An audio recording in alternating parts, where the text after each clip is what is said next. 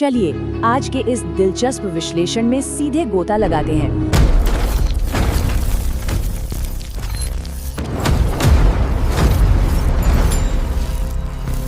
हम बात करने वाले हैं साल 2092 की एक ऐसी थ्रिलिंग और डिस्टोपियन दुनिया की जहां इंसानियत का भविष्य किन्हीं महान योद्धाओं के नहीं बल्कि अंतरिक्ष का कचरा साफ करने वाले एक बेहद हताश क्रू के हाथों में है।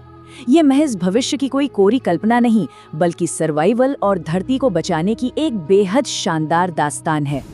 इस पूरी कहानी के केंद्र में एक बहुत ही गहरा सवाल धड़कता है। कोई एक मरती हुई दुनिया को बचाने के लिए या महज अपने खोए हुए बच्चे को ढूंढने के लिए आखिर किस हद तक जा सकता है, क्या कुछ कुर्बान कर सकता है। हम एक ऐसी असलियत में कदम रख रहे हैं जहां पृथ्वी के वायुमंडल के ठीक बाहर सर्वाइवल, लालच और असली हीरोइज्म के बीच की लकीरें पूरी तरह धुंधली पड़ चुकी हैं। अब जरा 2092 के हालात की कल्पना करते हैं। भयानक आर्थिक असमानता कुछ इस कदर दिखती है कि एक तरफ नीचे हमारी पृथ्वी है, प्रदूषित हवा, भयानक गरीबी और भारी टैक्स के बोझ तले पूरी तरह दम तोड़ती हुई, और ठीक इसके विपरीत आसमान में है यूटीएस कॉरपोरेशन का बनाया हुआ स्वर्ग, कुदरत की हूबहू नकल करके बनाया गया अमीर और एलीट लोगों का एक एकदम साफ सुथरा जेनेटिकली मॉडिफाइड ऑर्बिटिंग हैबिटेट। जमीन और आसमान का ये फर्क सच में डराने वाला है। तो इस खतरनाक दुनिया में सरवाइव करने वाले हमारे मुख्य किरदारों से मिलते हैं। विक्ट्री नाम के स्पेस स्वीपर शिप का क्रू महज कर्ज में डूबे हुए कबाड़ी नहीं है। सच कहें तो ये सब के सब कमाल के स्किल्ड आउटकास्ट हैं जिनके अतीत गहरे राज छुपाए हुए हैं। कैप्टन जैंग को ही ले लीजिए, वो कभी यूटीएस की जीनियस और बागी हत्यारी हुआ करती थी। टाइगर मौत की सजा से भागकर आया हुआ एक कार्टर लीडर है। पायलट तेहो जो पहले एक चाइल्ड सोल्जर और स्पेस गार्ड का पहला कमांडर था, और बब्स एक ऐसा एंड्रॉइड जो इंसानी त्वचा लगवाने के लिए पागलों की तरह पैसे बचा रहा है।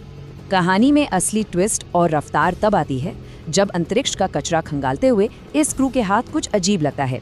एक टूटे हुए शिप में एयरबैग्स के बीच छिपी हुई डोरोथी नाम की एक छोटी सी बच्ची मिलती है, लेकिन यूटीएस के विज्ञापनों और चेतावनियों की माने तो ये कोई आम बच्ची नहीं बल्कि एक चुराया हुआ धातु खाने वाले नैनोबॉट से भरा बेहद खतरनाक एंड्रॉइड हथियार है। अब सोचने वाली बात यह है कि क्या ये मासूम सी दिखने वाली बच्ची सच में तबाही का कोई हथियार है। यूटीएस की प्रोपेगेंडा मशीन ने इतना खौफ फैला रखा है कि हमारा निडर और सख्त क्रू भी शुरुआत में उसे देखते ही डर के मारे भाग खड़ा होता है। वो खौफ का माहौल तब जाकर थोड़ा कम होता है जब उन्हें एहसास होता है कि वो फटने वाली नहीं है बल्कि वो तो सिर्फ चीखना चाहती है। अपने भारी कर्ज के बोझ तले दबे होने के कारण क्रू एक बड़ा फैसला लेता है। वे तथाकथित चरमपंथी समूह ब्लैक फॉक्स के साथ डोरोथी के बदले पूरे $2 मिलियन की फिरौती की डील पक्की करते हैं। लेकिन एक कमर्शियल क्लब में होने वाली ये मीटिंग भयानक अफरा तफरी में बदल जाती है। यूटीएस के गार्ड वहां पहुंचकर अंधाधुंध फायरिंग शुरू कर देते हैं, और तभी एक चौंकाने वाला पल आता है। डोरोथी अचानक एक जादुई फोर्स फील्ड बना देती है जो गोलियों को हवा में ही पिघलाकर सबकी जान बचा लेती है। लेकिन यहाँ एक बात समझना बहुत जरूरी है। हमारे पायलट तेहो के लिए ये सब सिर्फ और सिर्फ पैसों के लालच का खेल नहीं है। वो एक बहुत गहरे दर्द और अपराध बोध से गुजर रहा है। अंतरिक्ष के कचरे में हुए एक भयानक एक्सीडेंट में उसने अपनी बहरी गोद ली हुई बेटी को खो दिया था। अब तेहो को एक सर्च कंपनी को हायर करने के लिए पैसों की सख्त जरूरत है ताकि 3 साल का वो रिकवरी विंडो खत्म होने से पहले वह अपनी बेटी के अवशेषों को उस मलबे से ढूंढ सके। उसकी ये मजबूरी पूरी कहानी को एक इमोशनल गहराई देती है। और ठीक इसी मोड़ पर कहानी पूरी तरह से पलट जाती है। क्रू को सच्चाई पता चलती है कि डोरोथी कोई रोबोट या हथियार नहीं बल्कि एक असली इंसान बच्ची है।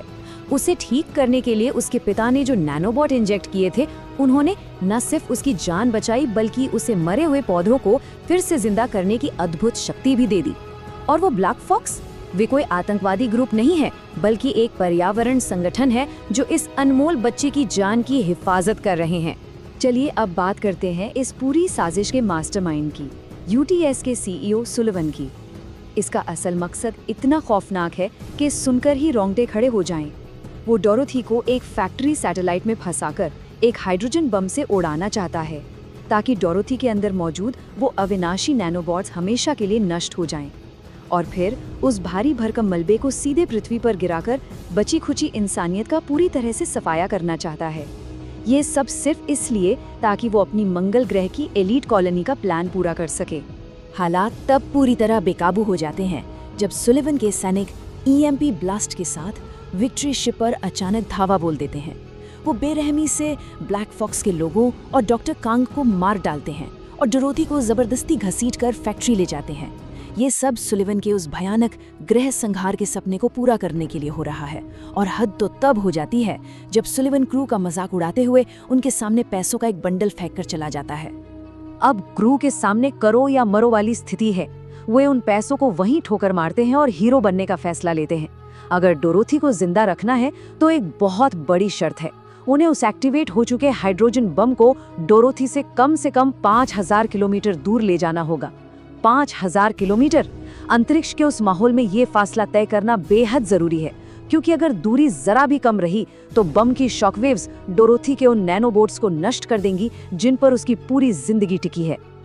यहाँ से जो एक्शन शुरू होता है वो सच में कमाल है। कैप्टन जांग बड़ी होशियारी से काम लेती हैं। वो सुलिवन के रिकॉर्ड किए गए उस जुर्म के कबूलनामे को पूरे ब्रह्मांड में ब्रॉडकास्ट कर देती हैं। इसे सुनते ही दर्जनों फैक्ट्री वर्कर और दूसरे स्पेस स्वीपर शिप उनके समर्थन में एकजुट हो जाते हैं।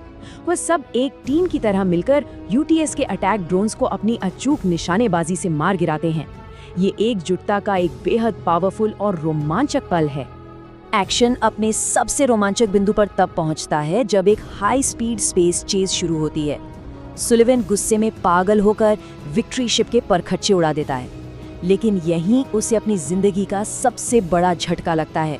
क्रू ने खुद को एक अल्टीमेट डीकॉय यानी चारे के रूप में इस्तेमाल किया था। उन्होंने डोरोथी को सुरक्षित तरीके से दूसरे स्वीपर्स के पास छोड़ दिया था और फटने वाला वो विनाशकारी हाइड्रोजन बॉम्ब अपने खुद के शिप में रख लिया था। पलक झपकते ही वो भयानक हाइड्रोजन बम फट जाता है। सुलिवन तो उस धमाके में वहीं वाष्पित होकर खत्म हो जाता है, लेकिन हमारे क्रू का क्या? मीलों दूर से डोरोथी अपनी शक्तियों का इस्तेमाल करती है। वो नैनोबॉट्स को कमांड देती है कि वे विस्फोट के भयानक दायरे के बीच मौजूद विक्ट्री क्रू को मलबे के सबसे बड़े हिस्से के अंदर एक अभेद्य शील्ड देकर सुरक्षित बचा लें, और वो ऐसा करने में कामयाब भी होती है। अंत भला तो सब भला। इस दिल छू लेने वाले रेजोल्यूशन में यूटीएस आखिरकार अपने किए पर पर्दा डालने के लिए माफी मांगता है। इन हीरो स्वीपर्स को भारी भरकम मुआवजा मिलता है, उनके सारे कर्ज माफ कर दिए जाते हैं।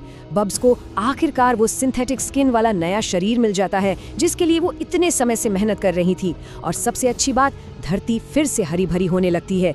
इंसानियत एक बार फिर सांस लेने लगती है। और फिर ये भावनात्मक सफर एक पूरा चक्र पूरा करता है। डोरोथी अपनी शक्तियों से अंतरिक्ष के कचरे में मौजूद नैनोबॉट्स के जरिए तेओ की बेटी के डीएनए को ढूंढ निकालती है। वो तेओ को एक एस्ट्रल प्लेन यानी चेतना के स्तर पर अपनी बेटी से आखिरी बार मिलने और उसे अलविदा कहने का मौका देती है। ये वो पल है जो तेओ को वो मानसिक शांति देता है जिसके लिए वो पूरी कहानी में तड़प रहा था। तो जब ये सारी धूल छटती है और अंतरिक्ष का मलबा साफ होता है तो एक बहुत ही गहरा सवाल हमारे सामने रह जाता है। इंसानियत की असली कीमत आखिर क्या तय करती है? क्या हमारे परफेक्ट दोष रहित जीन्स, या फिर कमजोरों की रक्षा के लिए अपना सब कुछ कुर्बान कर देने की हमारी क्षमता? शायद हमारा भविष्य मंगल ग्रह पर बसने वाले एलीट लोगों पर निर्भर नहीं करता, बल्कि उन खामियों वाले आम हीरोज पर निर्भर करता है जो पीछे रुककर हमारे फैलाए कचरे को साफ करने का साहस रखते हैं। इसी विचार के साथ हमारा आज का ये विश्लेषण यहीं संपन्न होता है।